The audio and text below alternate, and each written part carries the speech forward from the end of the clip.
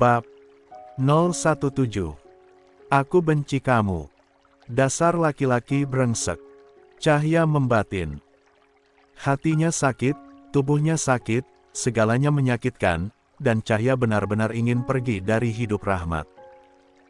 Setelah malam itu hubungan antara Cahya dan Rahmat semakin merenggang. Rahmat kembali dingin dan Cahya tidak peduli. Mereka berdua sama-sama mempertahankan egonya. Tidak ada yang mau mengalah. Rahmat tidak mau minta maaf karena merasa Cahya mengkhianatinya dengan tidak mengakuinya sebagai suami. Apalagi kedapatan sedang video kali dengan Elang. Cahya sendiri merasa Rahmat selalu suudzon padanya, selain itu sikapnya juga kasar. Cahya tidak suka. Mereka berperang dalam kebencian antara satu sama lain.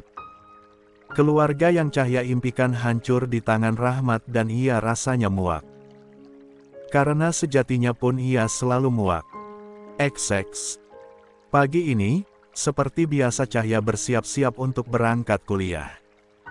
Rahmat menawarkan diri untuk mengantar, tapi Cahya menolak mentah-mentah dengan nada ketus tentu saja. Saya bilang saya yang antar, paksa Rahmat. Enggak, tolak Cahya. Aku lebih baik enggak pergi kuliah daripada harus bersama kamu. Tuturnya tajam. Ia menyentakkan tangannya yang tadi dicengkeram oleh Rahmat dan pergi begitu saja. Rahmat jelas kesal bukan main, tetapi sikap Cahya itu harusnya dipicu oleh perilakunya yang mungkin juga menyebalkan, jadi mau tidak mau akhirnya dia mengizinkan Cahya berangkat sendiri. Dan ia berencana mengikutinya tepat setelah Cahya keluar gerbang rumah. Rahmat mengeluarkan sepeda motornya dan mengikuti Cahya hingga kampus, untuk memastikannya. Sampai kemudian ia sampai di kampus, Cahya terlihat turun dari mobil Grab, lalu masuk ke dalam gerbang kampusnya. Rahmat yang masih mengikuti dari belakang langsung memarkirkan motor di luar dan masuk memantaunya. Memastikan tidak ada yang mendekati Cahya. Tepat saat itu Elang juga baru saja sampai, ia melihat Cahya berjalan menuju kelas. Ia melepaskan helmnya dan berniat menyusul. Namun di waktu yang sama, Rahmat datang menariknya dengan paksa. Elang tidak memberontak, tetapi sedikit terkejut. Rahmat membawanya ke belakang bangunan. Rahmat langsung mencengkram kerah baju Elang dengan mata nyalang. Elang yang masih tidak tahu apa yang terjadi, masih tampak tidak melawan, apalagi saat melihat pria yang menarik kerah bajunya. Saya peringatkan kamu Bok, ingusan. Jauhi Cahya atau saya akan membuat perhitungan dengan kamu. Suara napasnya memburu, melihat tatapan Elang yang tampak santai dan tidak panik membuat Rahmat merasa diremehkan. Apalagi menyadari bahwa pemuda ini umurnya setara dengan Cahya, gaya berpakaiannya yang begitu rapi membuat Rahmat makin cemburu. Elang mencoba melepaskan tangan Rahmat dari kerah bajunya dan mengajaknya ngomong baik-baik, tetapi Rahmat bahkan tidak memberinya ruang untuk bergerak. Jangan remehkan ancaman ini. Saya bisa menghabisimu jika kamu macam-macam dengan Cahya, peringatnya lagi. Elang ingat bahwa yang ia tahu kalau pria di depannya ini adalah kakaknya Cahya yang dulu pernah mengantar Cahya ke kampus. Jadi pikirnya bahwa Rahmat hanya kakak yang sedang posesif terhadap adiknya dan Elang bisa memahami posisinya, karena ia juga memiliki adik. Seandainya Cici pacaran ia juga pasti akan sama posesifnya seperti Rahmat. Jadi Elang pikir ia tidak perlu khawatir. Oke, Bang, lepasin dulu, Ia terbatuk merasakan cengkeraman tangan Rahmat makin menguat. Tetapi akhirnya Rahmat melepaskan kerah bajunya. Sumpah, gue nggak ngapain-ngapain Cahya. Gue selama ini jagain dia. Jadi lo tenang aja. Lo bisa percaya sama gue nggak akan nyakitin dia. Gue bakal bahagiain dia. Gue tahu perasaan lo sebagai kakak Tep. Buff. Rahmat langsung melayangkan satu pukulan ke wajah Elang hingga membuat pria itu langsung terjatuh ke bawah. Brengsek. Jaga mulut kamu kalau ngomong. Saya suaminya. Tegas Rahmat. Napasnya menggebu. Ia ingin sekali menghabisi pemuda ini andai saja lawannya setara. Elang berusaha bangkit. Ia terkejut mendengar fakta barusan. Nggak mungkin, Anda berbohong, kan? Elang tak percaya begitu saja. Rahmat mengeluarkan buku nikah yang memang sengaja dia bawa di sakunya sejak awal, lalu memperlihatkannya di hadapan Elang dengan cara melemparnya ke wajah pria itu.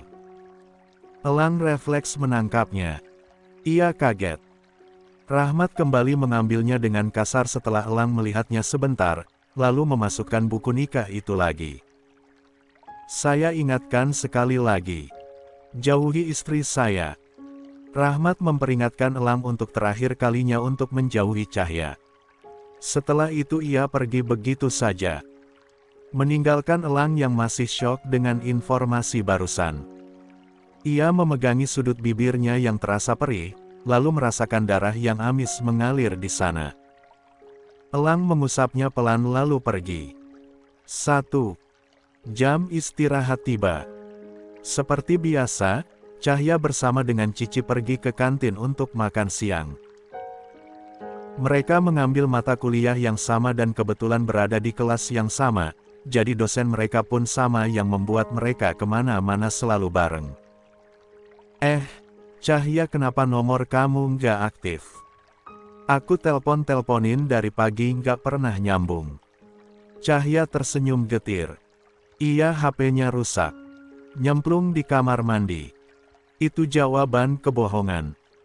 Padahal faktanya terlalu menyakitkan, tetapi ia tidak mungkin mengatakannya kan. Lagian, ngapain bawa HP ke kamar mandi, celetuknya. Ya namanya juga kebutuhan, sahut Cahya. Haha, kasihan banget. Nggak punya HP dong sekarang. Cahya mengangguk. Padahal ia butuh sekali ponsel untuk perkuliahan. Banyak grup WhatsApp penting di dalam sana, ia tidak punya alat komunikasi untuk menelepon ibunya juga di kampung. Kemudian tiba-tiba Elang datang dengan keadaan yang masih kacau. Bekas luka akibat pukulan Rahmat pagi tadi masih terlihat jelas. Ia datang dan berhenti di depan meja Cici dan Cahya. Cici yang memerhatikan Rahmat terluka langsung kaget. Bejir. Abis berantem sama siapa lo? Tanya Cici. Ia berdiri dan memegang pipi Elang yang lebam. Sakit. Elang menepis tangan mungil gadis itu. Itu luka beneran.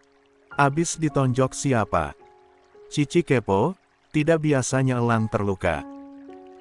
Meski ia tahu banyak cowok-cowok alay yang marah karena cewek mereka suka sama Elang kakaknya, tetapi tidak pernah ada yang berani melawan Elang, karena pria ini pandai bela diri. Ia tidak akan membiarkan dirinya dipukul. Elang tidak berniat menjawab. Tatapan matanya beralih ke arah Cahya yang juga tampak ikut kaget tetapi memilih diam. Cahya bisa ngobrol berdua? Tanya Elang. Cahya tampak menimang. Maaf, Elang. Aku nggak bisa, aku lagi jeda. Cahya tidak tahu apa alasan yang tepat untuk menolak ajakan Elang. Ia tidak mau dekat-dekat dengan Elang apalagi mengingat Rahmat yang begitu cemburuan gara-gara Elang. Elang seolah paham. Cahya, sebentar aja, mohonnya serius. Cahya sekali lagi menggeleng. Aku nggak bisa, maaf. Aku Apa semua ini karena suami lo? Elang memotong dengan ketus. Membuat Cici maupun Cahya langsung mematung. Oi bekicot ngomong asal jeplak lo. Cici mengomeli kakaknya yang dikira menuduh Cahya sembarangan. Cahya kaget. Elang tersenyum getir. Ia tahu reaksi Cahya pasti demikian. Tetapi ia tidak mengerti kenapa Cahya menyembunyikan rahasia itu dari mereka. Ternyata benar, kan, lo udah punya suami. Kenapa lo gak bilang sejak awal, Kali ini Cici menatap Cahya. Ia tahu Elang sedang tidak bercanda, jadi Cahya menyembunyikan sesuatu dari mereka. Cahya beneran? Tanya Cici ikut mendesak jawaban. Maaf, lirik Cahya pelan. Dan itu cukup menjawab pertanyaan itu. Cici menutup mulutnya tidak percaya, sementara Elang kembali tertawa getir. Ini rumit. Aku nggak tahu gimana jelasinnya ke kalian. Aku minta maaf, aku nggak bermaksud buat bohong, tapi, jeda. Elang tidak siap mendengarkan. Hatinya terlampau sakit. Ia melangkah menjauh dari sana. Kembali ke kelasnya dengan patah hati yang tidak bisa dijelaskan. Setelah kepergian Elang, Cici bertanya. Cahya, kamu beneran udah menikah? Iya, jawab Cahya. Sebenarnya yang waktu itu mengantarku ke kampus. Dia adalah suamiku, bukan kakak. Cici sekali lagi dibuat melotot kaget oleh fakta itu. Ketika pulang dari kuliah, Cahya shock karena di depan rumahnya ada Gracia. Dan lebih kaget lagi ketika ia melihat Rahmat keluar dari rumah. Pikiran negatif langsung berkelabat di otaknya. Ia langsung bergegas mendekat. Apa-apaan ini? Ia berdiri di depan pria itu. Menatapnya nyalang. Rahmat diam, tidak berniat menjelaskan. Dia hanya memberi sesuatu ke Gracia dan setelah itu Gracia pergi. Rahmat berjalan masuk ke dalam rumah tanpa memedulikan Cahya. Bahkan tanpa mengatakan apapun untuk menjelaskan sesuatu pada istrinya itu. Tunggu. Cahya mengekor, berusaha menghentikan Rahmat. Jelasin, kalian ngapain tadi? Hah? Gracia, ngapain kesini? Abis ngapain kalian berdua di rumah dua-duaan? Tanyanya beruntun dan memutar. Rahmat masih diam. Cuek. Cahya menatap bola mata pria itu, ia merasa dikhianati. Rahmat sama sekali tidak menjawab pertanyaan. Jelasin ke aku. Mas ngapain tadi sama Gracia? Tega, ya kamu berbuat macam-macam di rumah kita. Aku nggak tahu kalau kamu ternyata seberengsek itu. Cahya benar-benar marah dan mulai memukuli Rahmat dengan tas selempangnya. Jawab, Mas. Jangan diem aja. Ia mulai terisak. Rahmat masih tetap diam sambil terus memandanginya. Mas, jawab aku. Cahya frustasi karena Rahmat masih membisu. Jahat kamu, teriaknya kesal. Tiba-tiba dari kamar tamu keluar ibu mertua Cahya. Wanita itu tampak santai menghampiri mereka. Siapa yang jahat? Kalian ngapain sih? Berantem lagi? Aduh, kalian ini. Cahya langsung melongo. Ibu kok di sini? Ia buru-buru mengusap air matanya. Bu Rahayu senyum, maaf ya gak ngabarin. Tadi ibu gak enak badan. Terus telepon Rahmat minta antar ke rumah sakit. Pulang dari rumah sakit, ternyata obat ibu ketinggalan, untung dianterin sama dokter Gracia ke rumah tadi. Untung saja. Maklum ibu sudah tua jadi suka pelupa. Ia menuturkan. Sekaligus sepertinya menjadi klarifikasi atas apa yang ia lihat barusan. Cahya merasa malu karena sudah salah paham. Ia baru saja berpikir macam-macam. Dia melirik ke arah Rahmat, tetapi pria itu hanya diam. Seolah puas melihat wajah Cahya yang malu karena telah menuduhnya tidak benar. Oh walah, kompornya lupa dimatiin. Ibu Rahayu segera menghambur ke dapur untuk mematikan kompor.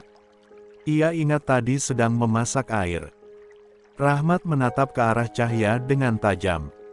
Suasana kembali canggung dan hening. Semua barang-barangmu sudah saya pindahin ke kamar. Jadi malam ini kamu tidur di sana. Rahmat langsung bergerak ke arah kamarnya. Cahya akhirnya mengekor masuk ke kamar Rahmat. Daripada nanti diceramahi lagi oleh ibu mertuanya. Di dalam kamar itu suasana hening. Cahya merapikan beberapa barang yang masih berantakan sambil berdeham. Maaf, ucapnya pelan tapi Rahmat masih bisa mendengarnya. Aku minta maaf karena sudah menuduh sembarangan tadi.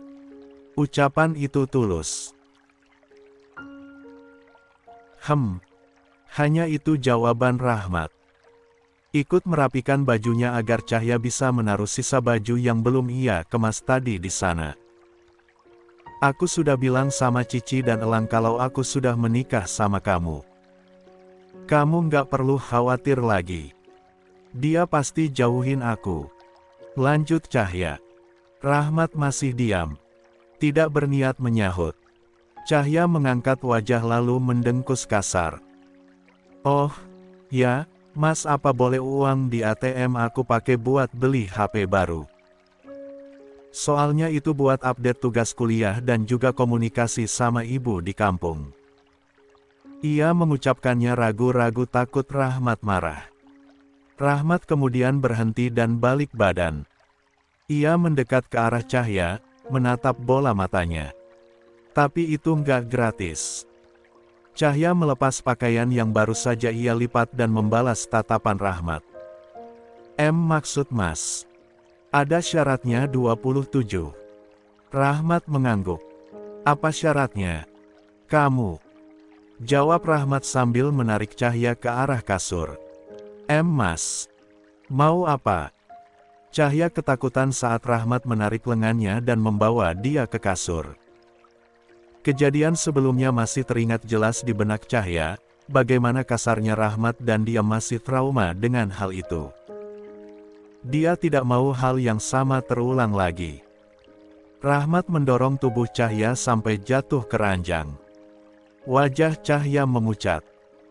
Dia ingin melarikan diri dari sana, tetapi lengan Rahmat sudah menahan kedua pergelangan tangannya sampai dia tidak bisa bergerak sama sekali. Saya mau kamu, Cahya. Cukup layani saya sebagai syaratnya, bisik Rahmat tepat di cuping telinga Cahya. Seluruh tubuh Cahya langsung merinding sejadi-jadinya. Dia memejamkan mata, takut sekali. Cahya kira Rahmat akan memperlakukannya dengan kasar seperti sebelumnya, dan dia sudah siap untuk menangis saking takutnya. Namun tidak, ternyata Rahmat memperlakukannya dengan begitu lembut. Sentuhan-sentuhan Rahmat terasa ringan. Lalu berangsur-angsur, rasa takut dalam hati Cahya sirna tergantikan dengan perasaan lain. Rahmat menyentuh setiap jengkal kulit Cahya dengan lembut. Gerakan pria itu juga berperasaan dan tentu saja mengirimkan getaran aneh pada seluruh tubuh Cahya. Kali ini, Cahya baru bisa menikmati persetubuhan. Mereka layaknya suami dan istri yang sebenarnya. Mas. Rahmat terus memandangi wajah Cahya ketika wanita itu tak sengaja melenguh kenikmatan. Dia mengamati setiap ekspresi yang dikeluarkan oleh wanita itu. Sesekali dia mencium keningnya. Keringat bercucuran di pelipis Cahya. Wajahnya juga merah sekali. Untuk pertama kalinya, Cahya merasa sangat disayang oleh Rahmat. Di situasi tersebut, XX. Malam harinya, hubungan Rahmat dan Cahya secara otomatis menjadi lebih ringan dibandingkan sebelumnya yang terkesan kaku dan saling menghindar satu sama lain. Cahya sedang duduk bersama ibu mertuanya di ruang televisi, membicarakan sinetron jadul yang ditonton oleh mertuanya sambil sesekali tertawa. Ibu mertua Cahya senang sekali ketika ditemani menonton seperti itu. Biasanya anak muda tidak akan relate dengan kesukaan orang tua zaman dulu, tapi Cahya malah berusaha untuk mengerti. Dia bahkan meluangkan waktu untuk menonton beberapa film jadul kesukaan ibu mertuanya hanya agar bisa nyambung saat bicara. Tentu, hal itu membuat ibu mertua Cahya semakin sayang padanya. Rahmat keluar kamar. Dia baru saja selesai mandi. Rambutnya masih sedikit basah. Dia menghampiri ibunya dan Cahya yang ada di ruang televisi. Bu, Cahya mau masak dulu ya buat makan malam. Cahya hendak berdiri untuk ke dapur. Dia baru ingat belum masak makan malam karena terlalu asyik menemani ibu mertuanya menonton televisi. Tidak perlu. Kita makan di luar saja malam ini. Rahmat menimpali. Cahya mengernyit. Serius, Mas? Kenapa kamu kaget seperti itu? Kesannya saya seperti pelit sekali selama ini. Cahya gelagapan, bukan begitu, Mas. Aku hanya... Melihat perdebatan Rahmat dan Cahya membuat Bu Rahayu menghela napas. Perihal mau makan di luar saja. Harus debat dulu. Jadi makan di luar apa enggak ini? Tanya sang ibu. Pertanyaan tersebut langsung memecah ketegangan di antara Cahya dan Rahmat yang tidak sengaja tercipta.